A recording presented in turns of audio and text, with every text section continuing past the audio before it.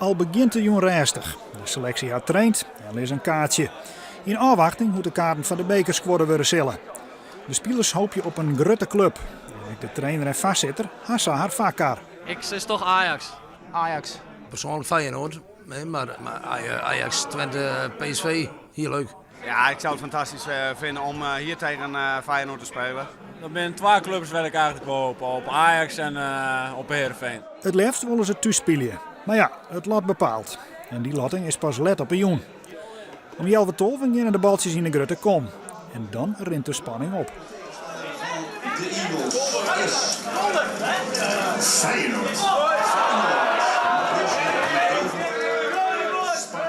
Geen Ajax, geen Feyenoord, geen PSV en ook geen Twente. En ook andere clubs vallen aan. En of het zou wijzen moet. De Friese clubs zitten bij de laatste fjouwer. Die twee treffen elkaar.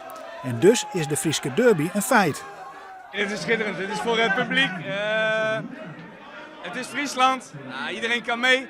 Voor mij is het nog fantastisch, ik heb er gespeeld. Nou ja, ik ben een Leeuwarden. Ja, dit is fantastisch. Een keer een seizoenkaart Nieuw-Noord en dan mag ik eindelijk daarheen.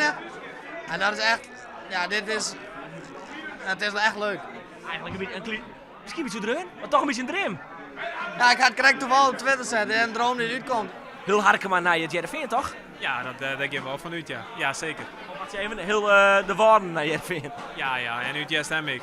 Ik denk dat het uitvak van Heerenveen de liefst is. Sportclub Heerenveen kennen maar kleermeidje. Maar op een Harkema binnen nou de raap en geer.